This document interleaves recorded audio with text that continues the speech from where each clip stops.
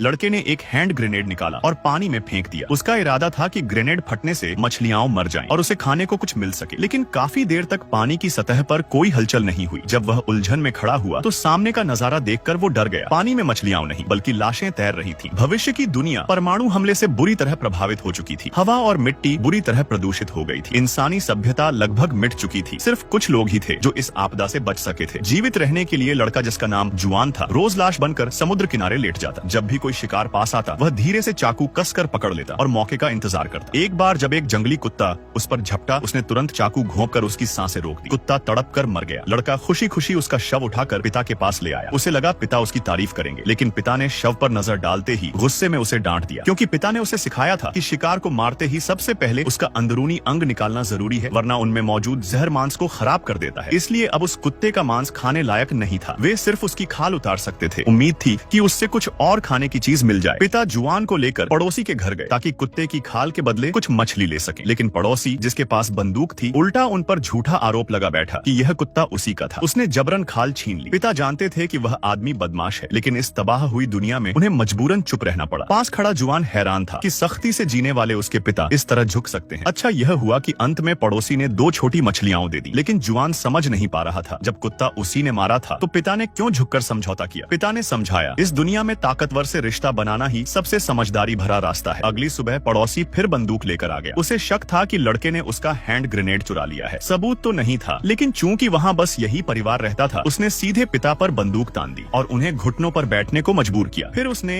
हद पार कर दी। पिता को मुंह खोलने पर मजबूर किया और बंदूक की नली उनके मुंह में घुसा दी। पिता की जान खतरे में देखकर जुआन ने झट से एक तौलिया निकालकर उसे मुफ्त में दे दी। लालची पड़ोसी बिना कुछ और कहे तौलिया लेकर चला गया। जुआन ने राहत की सांस ली और पिता को सहारा दिया, लेकिन पिता ने उल्टा उसे थप्पड़ मार दिया, क्योंकि उन्हें पता था कि ग्रेनेड सच में उसी के बेटे ने चुराया था। निराश पिता वहाँ से चले गए और जुआन जाते हुए पड़ोसी को घूरता रहा। उसकी आंखों में गहरा गुस्सा और हत्या का इरादा झलक रहा था। बाद में लड़के ने घर में रखे मछली पकड़ने वाले जाल को खींचा और हैरानी की बात यह थी कि उसमें एक बड़ी मछली फंसी थी। वह बहुत खुश हुआ और दौड़कर पिता को यह खुशखबरी देने आया, लेकिन उसने पिता को कितना भी झकझोरा, पिता हिले तक नहीं। चूंकि लड़का महाप्रलय की दुनिया में पला था, उसे समझ ही नहीं आया कि पिता मर चुके हैं। असल में पिता अक्सर जंगल से जंगली साग सब्जियां तोड़कर खाते थे। उन्हें नहीं पता था कि जमीन जहरीली हो चुकी थी। लंबे समय तक इन्हें खाने से उनका शरीर जहर से भर गया था। यह बात लड़का नहीं जानता था। उसे तो लगा कि पिता सो रहे हैं। वह उन्हें जगाने की बजाय बाहर जाकर मछली भूनकर खाने लगा, लेकिन आधी रात तक भी जब पिता नहीं उठे तो उसे यकीन हो गया कि वे मर चुके हैं। उसकी नजर पिता के नीचे दबे एक डायरी पर पड़ी। वह डायरी जिसमें पिता हर रात कुछ लिखते थे। पिता हमेशा उसे मना करते थे कि झांकना मत, वरना सजा मिलेगी। अब जब पिता नहीं रहे, उसे मौका मिला। उसने डायरी उठाई, लेकिन पन्ने पलटकर देखा तो उसे कोई अक्षर पढ़ना नहीं आता था। मजबूर होकर उसने डायरी छोड़ दी। अगली सुबह वह जल्दी उठा। उसने चाकू से तिरपाल काटी और उसे लपेटकर पिता के शरीर को ढक दिया। फिर वह छोटी नाव लेकर नदी के बीच में पहुंचा और अपने पिता की लाश को पानी में फेंक दिया। यह प्रलय के बाद की दुनिया में सबसे आम जल समाधि थी। पिता का अंतिम संस्कार करने के बाद जुआन ने सबसे पहले पड़ोसी को ढूंढ निकाला ताकि पिता का बदला ले सके, लेकिन पड़ोसी ने उसे जरा भी गंभीरता से नहीं लिया। हमेशा की तरह घमंडी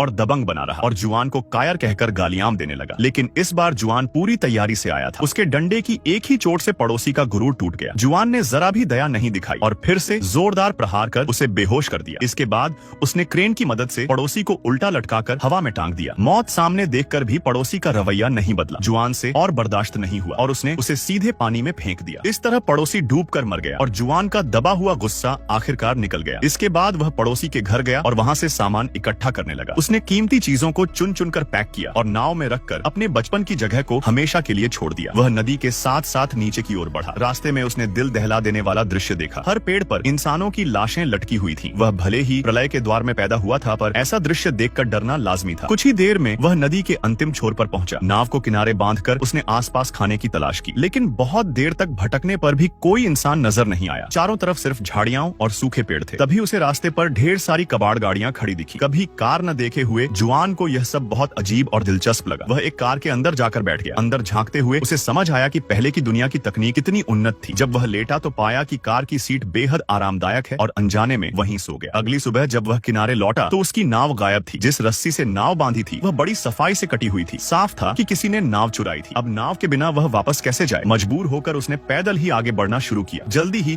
उसे एक पहाड़ी पर घर दिखाई दिया। जुआन सावधानी से बंदूक लेकर आगे बढ़ा। वहाँ उसने देखा कि 2 आदमी सब्जियां उगा रहे हैं, लेकिन इस आदमखोर दुनिया में वह नहीं जानता था कि सामने वाले अच्छे हैं या बुरे, इसलिए उसने शिकार बंदूक तान दी। तभी उनमें से मोटा नीला आदमी हाथ में सब्जी उठाकर बोला कि वह शाकाहारी है। यह सुनकर जुआन ने राहत की सांस ली। विश्वास दिलाने के लिए दोनों ने जुआन को अपने घर मेहमान बनने का न्योता दिया। भूखे जुआन ने बिना सोचे समझे स्वीकार कर लिया और घर पहुंचकर भरपेट खाना खाने लगा। इतने स्वादिष्ट भोजन का उसने कभी अनुभव नहीं किया था, इसलिए उसने अपना सारा राज खोल दिया। उसे नहीं पता था कि इंसानी दिल कितना खतरनाक हो सकता है। फिर उसने जेब से अपने पिता की डायरी निकाली और उनसे उसमें लिखी बातें पढ़कर सुनाने को कहा। लाल मोटे आदमी ने एक नजर देखने के बाद ही सोचा कि इसका फायदा उठाया जा सकता है। उसने कहा कि वह पढ़ेगा, लेकिन कल जुआन ने भरोसा कर लिया। लेकिन अगले दिन सुबह दोनों अपने वादे से मुकर गए। उन्होंने जुआन को खेत में काम करने के लिए ले जाया और कहा कि अगर वह यह जमीन पूरी तरह जोत देगा तो शाम को डायरी पढ़कर सुनाएंगे। जुआन ने यकीन कर लिया और काम करने लगा। बारिश से भीगी मिट्टी में वह बार बार फिसलकर गिरता रहा और हर बार नीला आदमी उसे डांटता। आखिरकार शाम को उसने सब्र के साथ सुना, लेकिन उन्होंने सिर्फ एक रात भर का हिस्सा पढ़ा और रुक गए। जुआन हैरान रह गया। लाल मोटे आदमी ने कहा, एक दिन काम के बदले सिर्फ एक रात की पढ़ाई मिलेगी। अगर जुआन रोज मेहनत करेगा तो वह आगे भी सब पढ़ देगा। जुआन को समझ आ गया कि वे उसे मजदूरी कराने के लिए फंसा रहे हैं, लेकिन मजबूरी यह थी कि पढ़ना लिखना सिर्फ वही जानते थे, इसलिए उसने चुपचाप सहन किया। फिर नीला आदमी उसे एक गोदाम में ले गया। वहाँ जुआन देखकर दंग रह गया कि एक लड़की को नग्न हालत में लोहे के पिंजरे में बंद किया गया था। नीला आदमी उसके साथ ऐसा बर्ताव कर रहा था जैसे वह इंसान नहीं, कोई जानवर हो। लड़की कितने समय से वहाँ कैद थी यह तो जुआन को नहीं पता, लेकिन उसकी हालत देखकर साफ लग रहा था कि उस पर अमानवीय जुल्म हुए थे। अपने कमरे में जाने के बाद चुपके से जुआन गोदाम में आया और लड़की से नोटबुक में लिखी बातें पढ़ने को कहा। लड़की, जिसका नाम मीको था, उसने बताया कि उसे पढ़ना लिखना नहीं आता, लेकिन उसके पिता पढ़ सकते हैं। यह सुनकर जुआन बहुत उत्साहित हुआ और तुरंत ताला खोलकर मीको को आजाद कर दिया। दोनों जैसे ही गोदाम से बाहर निकले, सामने सब्जी उगाता मोटा आदमी मिल गया। जुआन ने मीको को साथ लेकर भागने की कोशिश की, लेकिन लाल मोटा आदमी उन्हें जाने नहीं देना चाहता था। उसने जुआन को जमीन पर पटक दिया। शारीरिक ताकत में फर्क होने के कारण जुआन उसका मुकाबला नहीं कर सका और बार बार उसके हाथों पिटता रहा। आखिरकार सहन न कर पाने पर जुआन ने छोटी छुरी निकालकर उसके पेट में घोंप दी। अपने दोस्त को खून में लथपथ गिरते देख नीला मोटा गुस्से से पागल हो गया। उसने जुआन को पटक कर दबोच लिया और गला दबाकर मारने की कोशिश की। खतरनाक मौके पर मीको ने पीछे से हमला करके नीले मोटे को मार डाला। इस तरह दोनों एक दूसरे का सहारा लेकर उस जगह से निकल गए। थोड़ी देर बाद वे नाव पर बैठकर मीको के पिता से मिलने निकल पड़े, लेकिन रास्ते में मीको ने सच बताया कि उसके पिता को भी पढ़ना नहीं आता। उसने झूठ सिर्फ इसलिए बोला था ताकि वह आजाद होकर घर जा सके और पिता को देख सके। जुआन ने यह सुनकर गुस्सा नहीं किया, बस हालात जैसे थे वैसे मान लिए। आखिरकार वे मीको के घर पहुंचे। मीको उत्साहित होकर नाव से कूद गई और उसने पिता को पुकारते हुए दरवाजा खोला, लेकिन अंदर का दृश्य देखकर वह टूट गई। उसके पिता फांसी पर लटके मिले। मीको जोर जोर से रोने लगी और जुआन भी समझ नहीं पा रहा था कि उसे कैसे संभाले। दोनों ने घर को आग लगाकर मीको के पिता को अंतिम विदाई दी। अब मीको के पास कहीं जाने की जगह नहीं थी, इसलिए वह जुआन के साथ चल पड़ी ताकि कोई ऐसा इंसान मिल सके जो पढ़ना जानता हो। लेकिन उन्हें अंदाजा नहीं था कि ये प्रलयकालीन दुनिया उनकी सोच से कहीं ज्यादा खतरनाक है। खाना ढूंढते वक्त अचानक एक ताकतवर आदमी ने पीछे से दोनों पर हमला किया। लड़का संभल भी नहीं पाया और तुरंत काबू में कर लिया गया। दोनों को एक छोड़े हुए कारखाने में ले जाया गया। यही उन आदमियों का अड्डा था। वहाँ एक दाढ़ी वाला आदमी उनका सरगना निकला। उसने जुआन की जांच की और फिर चश्मे वाले आदमी को आदेश दिया कि जुआन को ले जाओ, जबकि मीको को वहीं रोक लिया गया। जुआन को लोहे के पिंजरे में बंद कर दिया गया। जाते वक्त जुआन ने चश्मे वाले को रोककर नोटबुक पकड़ाई और पूछा कि क्या वह पढ़ सकता है। चश्मे वाले ने एक नजर डाली और बिना जवाब दिए चला गया। जुआन समझ नहीं पाया कि उसने उसकी मदद करने का वादा किया या नहीं, लेकिन चश्मे वाला जब अकेला हुआ तो उसने नोटबुक खोली और पढ़ने लगा। कुछ ही देर में अंदर लिखी बातें उसके दिल को गहराई तक छू गई। तभी अचानक उसका सरगना अंदर आ गया। उसने घबराकर तुरंत चश्मा पहन लिया। सरगना को समझ नहीं आया कि प्रलय काल में किताब पढ़ने का क्या फायदा, लेकिन चश्मे वाले ने उससे विनती की कि जुआन और मीको को मत मारो। सरगना को